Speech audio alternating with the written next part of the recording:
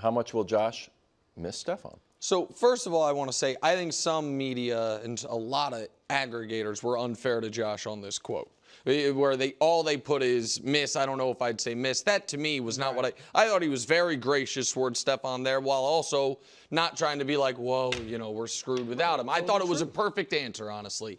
And I actually think Stefon will miss Josh a lot more than Josh will miss Stefon. Really? Yes, because I'm shocked.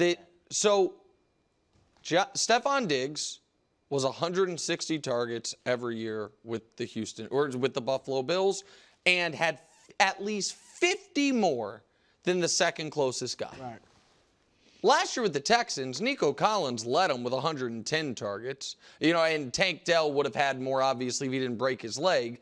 But I think Stefon not only is not going to be the leader in the league in targets, I don't think he's going to be the leader on his own team in targets.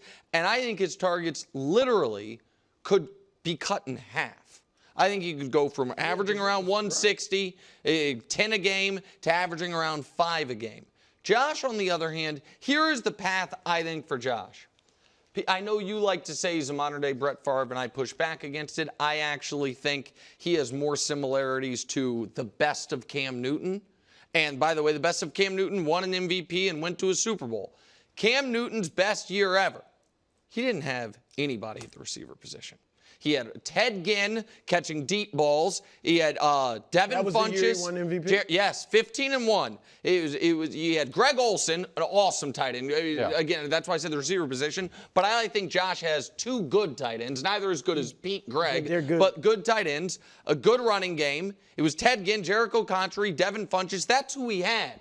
And Cam had 600 yards rushing. Josh has done that before. 10 rushing touchdowns. Josh has done that before. And 3,800 yards passing. Josh does more than that every year. Now, I don't think they can go 15-1, but I think it's where it's, fellas, get on my back. I'm going to be the offense. I think that's the path for the Bills. Yeah. I think that is, with a good running game from James Cook, like it was for that Panthers team. So I think the Bills will be fine. I think Stefon is about to have a very different life than he's had post his rookie year in the NFL. Well, I was shocked when you said he's going to miss Josh more than vice versa, just because he's going to C.J. Stroud. But I agree with you. I think I would put it like he's going to miss the situation. Like in Buffalo, Yes. he was the clear number 1. Now he might be number 3. And so I agree with you on that. It's semantics. Yeah. I think Josh was gracious. I do think he understands how good Stefon was for him, particularly the past few years before last season. But I don't think he's going to miss him at all. Would you miss somebody yelling at you on the sidelines during games with the histrionics, embarrassing you, and it's a veteran who's been a great receiver in the league. So it's not like a younger player, a rookie that you just put in his place. You know what I mean? This is a guy with stature. And so I don't think he's going to miss it, and I don't think that's good for a team generally when a receiver's doing that type of stuff. And then on the field, we all know it, when they won 6 of their last 7, including the playoffs, Stefon had 34 catches in 7 games for 287 yards. That's 8 yards a catch. Yeah. 8.4 yards per catch, 41 yards per game, no touchdowns, no 100-yard games. Like, they are, Nick's right, like, they got 2 good tight ends. I think their formula is going to be, we got 2 good tight ends, we got a run game, we got a quarterback can run.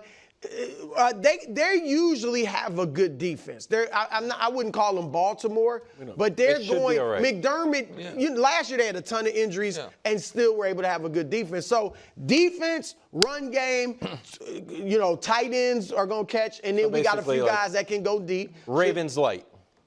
Yeah. You're kind of describing Ravens, but not as good. Kinda. And wide receivers, Mac Hollins, they released their depth chart. I like Keon Coleman, but he was number 4. You say that's like because he's just a rookie. And he's a rookie. Mac Hollins has 18 catches, hasn't caught a ball from Josh Allen. Khalil Shakir has 39 catches last year. Fine. He might be their number 1. I think Khalil Shakir is going to be their number 1. He's had 3 total touchdowns in his entire career. Curtis Samuel had 62 catches last year. He hasn't caught a ball from Josh Allen. I don't buy Ravens light at all. So what are you thinking?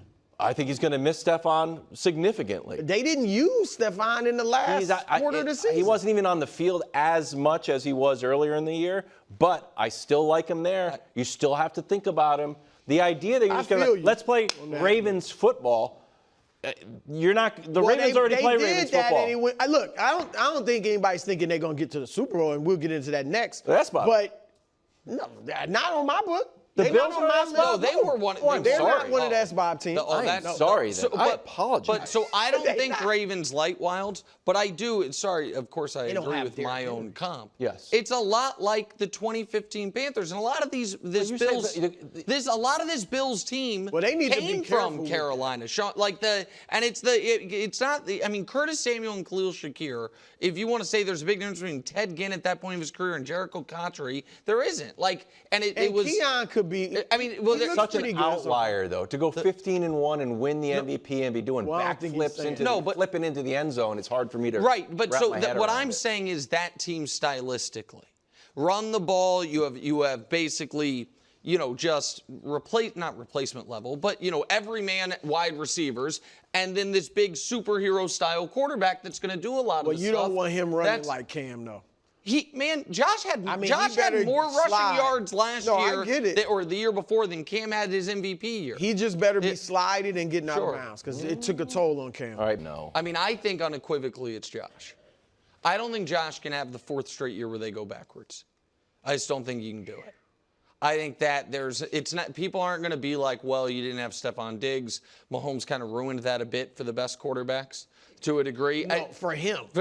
No one else can do that. No one else maybe can win an MVP, but it's not as if people are going to say, I understand that people aren't going to expect you to win an MVP without great receivers, but it's going to be harder to be like, well, you can't have a functional offense if you don't have receivers. When the year after the Chiefs lost Tyreek Hill, they had the number one offense in all of football. I've said it before, I'll say it again. 2020, they're in the AFC title game. 2021, they lose a heartbreaker in round 2. 2023, they lose a home game in round 2, or 2022, they lose a home game in round 2. 2023, they lose another home game in round 2 against a, seemingly weak Chiefs team. You can't continue that trend. Josh has to find a way to carry this team to at least a playoff victory and another AFC East championship. Or else we're going to come out of this year being like, hold on a second.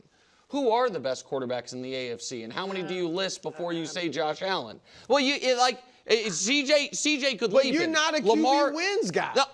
But I also don't right now think Josh Allen's definitively QB2. My point is, if you have another year, where Lamar just won an MVP, if CJ takes the leap you expect, Burrow, the last time they played, Burrow was great. Josh was in and over his skis in that playoff game. We know where Mahomes is. So I think Josh has to be excellent. Yeah. I think Caleb just has to be fine. As long as Caleb's not a disaster, then everyone will give him the rookie curve. I completely disagree. I think the most pressure is on Caleb. Really? Josh, no one expects, I don't think anybody's expecting him to get to the Super Bowl. Whereas last year, and really the years before that, they were in the conversation as a team that could get to the Super Bowl. And many people thought would get to the Super Bowl. They lost so much, not just Stefon Diggs. They lost Jordan Poyer. Well, 6? I mean, that's not high. They've been much higher, I would imagine, in the last few years. That's definitely true. You lost Micah Hyde. You lost not only veterans, they lost a bunch of their defensive backfield, Trey Wright, Micah Hyde, guys that were important in that locker room. And I do think McDermott will still be able to make a good defense out of it. But I just think the overall expectations around football America are that the Bills have taken a step back. Not a step back to miss the playoffs. Okay. But, they got to make the playoffs. Yeah, okay. Then, but Caleb I don't think Caleb doesn't have to make them to reach the Super Bowl. I understand, but I think that all I hear about Caleb is this is the best situation a number 1 pick has been in ever. All I hear about is C.J. Stroud did this. Caleb should be able to do that. I think it's a situation where if they go 9-8, which would be their second best record in 12 years, and miss the playoffs, and Caleb throws, 3,700 yards, people will look at it as a disappointment. Hold on. Wait. You got him going to the Super Bowl. How you saying there's no pressure? I do, but that is not the I am out of the mainstream on that. But there are some people. There are people thinking playoffs. Right. Let me just ask you this: the Bills and the Bears both go 9-8 and finish one game out of the playoffs. What's the bigger disappointment? Oh, I would maybe say the Bills, but you're saying the same season. Look, I expect Josh Allen and the Bills to be better than the Bears. So I'm not saying who's going to have the better season. I'm just saying the expectations for Caleb are so high for a rookie that I think that's going to hurt him. I think that's puts pressure on him. All right.